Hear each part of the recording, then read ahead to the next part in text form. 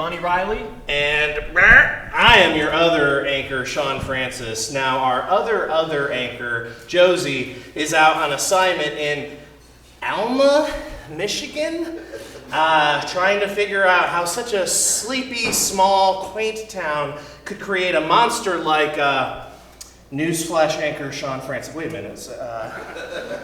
Moving on. You might all be reeling from a long night of Jack White squealing guitar solos at Van Andel. So we are bringing you the top local, national, and world news that you may have missed. You're welcome, Grand Rapids. This is NewsFlash.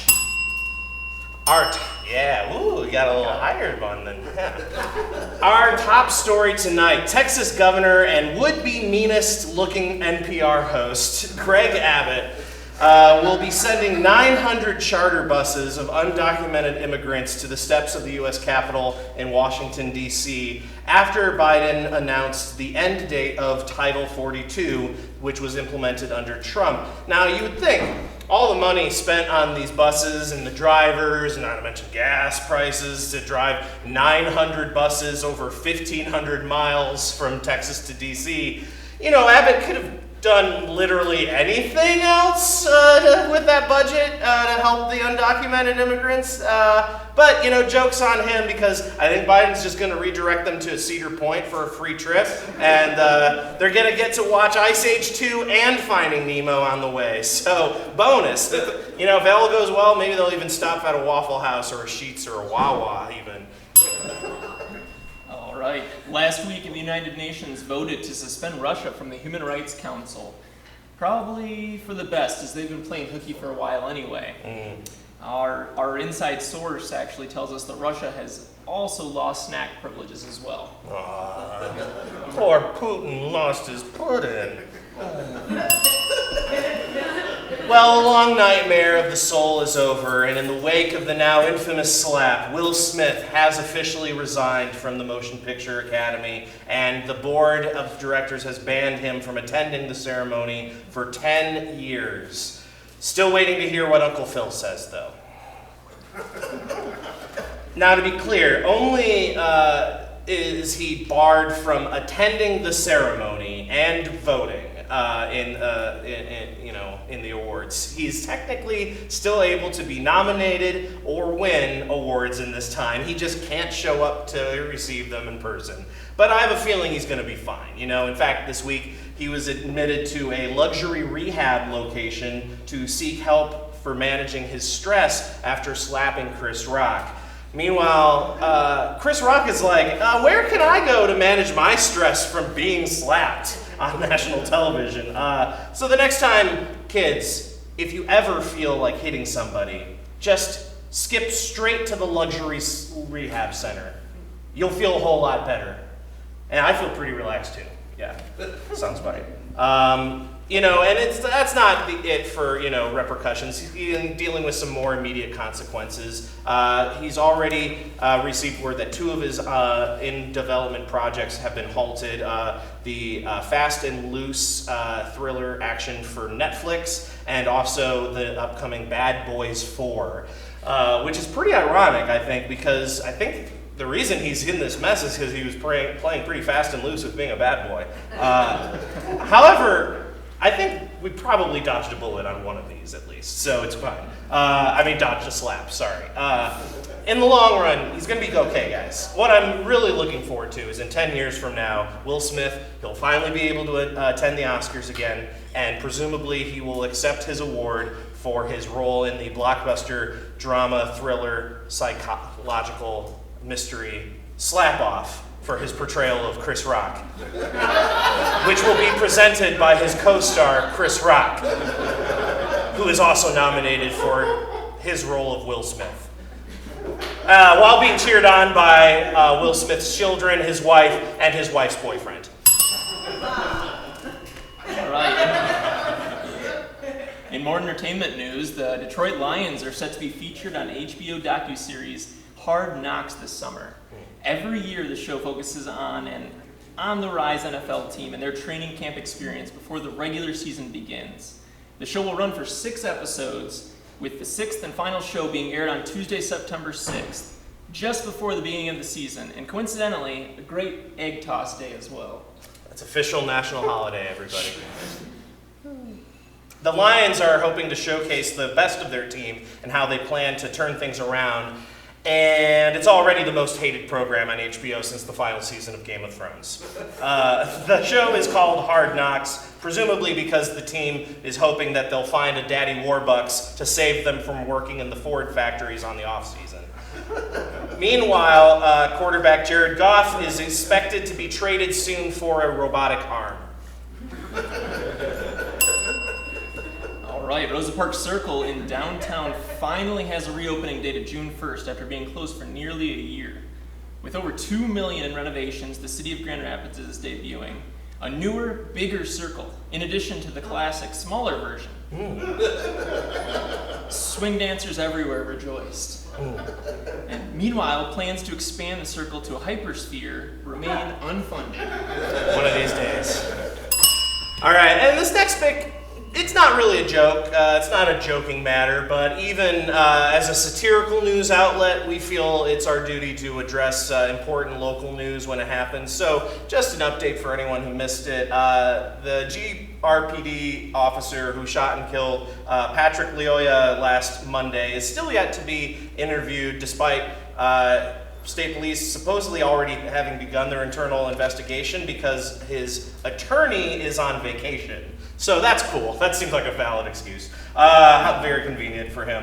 Meanwhile, the body camera footage was mysteriously fell off of his body during the struggle. It's still going to be released sometime this week, according to Chief Windstrom, no later than Friday, he says. Many citizens, including Patrick's family and the local NAACP chapter, as well as Kent County Commissioner Robert Romack, are calling for swift disciplinary action against the officer who has been placed on administrative leave. But others, like Kent County Prosecutor Chris Becker, are requesting that no evidence be released until the investigation is complete, which we can't start until the lawyer gets back from the vacation. So it really just seems like kind of like a, catch-22, bit of a standoff situation. I guess GRPD, isn't great with standoffs sometimes. So at the risk of shifting the mood entirely, tell us, Lonnie, what is the state police doing in the meantime? Well, the Michigan State Police are looking for a 7-foot-tall Bigfoot lawn ornament that was stolen from a family's front yard in Marshall, Michigan. Tax dollars at work. Meanwhile, the gnomes and the flamingos are suspiciously quiet. Initially, the police wanted to dredge the pond in the family's backyard in search of the beast, but the Marshall Neighborhood Association is putting up resistance. You can try to dredge the pond, they said, but the Loch Ness Monster that lives there won't like it. Here with some more information on this, we have a member of the Marshall Neighborhood Association, Sherry Finster. Let's bring down Sherry, everybody. Thank you, Sherry. Awesome. Thank you for joining us. You are, what's your position on the Neighborhood Association? I am the head Cool. manager. President, manager? Yeah, I don't know manager. what. We don't take president. That's roles fair. there. Yeah, it seems like that's a Yeah, box of not in can of Marshall. worms you don't want to open. Now, were you familiar or aware with this family's Bigfoot statue before it went missing? I was quite aware when Bigfoot moved into the Henderson's lawn. Okay. Did you have a connection to the Hendersons or anyway, or? They're a lovely family. Sure. They don't. Their lawn has been an issue with our neighborhood association. They move a lot of lawn ornaments into their lawn, and just really don't account for what the lawn ornaments really their needs on the lawn. It's like a hoarder situation, like when they have too many cats. That's like. Yeah. Okay. When Bigfoot did move in, I developed an interest for this beautiful creature, and so I did some research, and I learned that Bigfoot can't swim. So to put him next to a pond, it was just It seems and cool. to dredge the pond was Yeah. just pretty ridiculous. It's insulting almost. quite insulting. Gotcha. What about his needs? Gotcha. Now, so do you have any like theories or thoughts as to where he might have gone? Or? Yes, as the manager of the neighborhood association, I do. In fact, there's a lot of gossip Sure. that goes on. Are you okay? Do you need? Yeah. I'm okay. Are you have like Oh, but water? or no, something? but I can't. No, I'm fine. A van, a white van. There was a white van that was taking off at the scene of the crime. Gotcha. And through neighbors' talk, and I learned that there could possibly be a Uber sticker on that van. Oh, gotcha. So I think that the police. So you think he was just escaped of his own accord, or someone sent him an Uber to pick him up, or? Acute? What? I'm not accused. I'm just saying, like, I'm trying to figure out what you're saying. You're saying, are you? What is that? It's like a patch of fur. All right. I don't know. So it just seems like this is kind of an unusual story, and it seems like people are pretty worked up over a lawn ornament. I don't get. I guess what's the big deal? Why is this Bigfoot so special? What? I have a confession. Okay. I'm going to present it to you live. This in is front of the whole exclusive world. scoop. This is history being made. Oh In wow. front of the whole world, because you had said the whole world would be here tonight, and I think. Well, we do stream over the internet eventually, so. Nobody stole Bigfoot, and his name is Harry. Oh. Like. The only thing that got stolen was my heart. And now that the whole world knows, yes, What? I love Harry. I must go tell the Hendersons right now that he cannot live on this lawn ever again. Oh my He's God. living with me. Wow. I love you, Harry. Oh God. All I right. tell him I'm so excited. Oh, okay. All right. Sherry Finster, everybody. Breaking exclusive love story blossoming between the manager of the neighborhood association and Sasquatch. Awesome. That's a lot to unpack. It's a lot to unpack. Let's move on. All right. Lake Michigan Credit Union Shred Days were recently announced for this Saturday. Unfortunately, it's not a metal guitar festival where you start a 401k. Bummer. It's a day for shredding old bills and paperwork at the LMCU Ballpark. Up to 6 boxes per Someone's individual. real excited about that. 6 boxes? Oh, sign me up. So if you have any paper trails to illegal activity that you need to get rid of, Any Bigfoot kidnappings, maybe? Or LMCU Ballpark. it's pretty hard to miss. It's a big ballpark. All right. Now's your chance, though, to sign up for that. You only 8 pages at a time, though, so It's gonna take a while. there Yeah. will be long lines. Yeah. They've already, the Lake Michigan Credit Union employees have already received a lot of calls asking about specifically a statute of limitations. I think some people are confused, but the questions include like, how big is this statue? Is it a marble or a bronze statue? Can I shred the statue?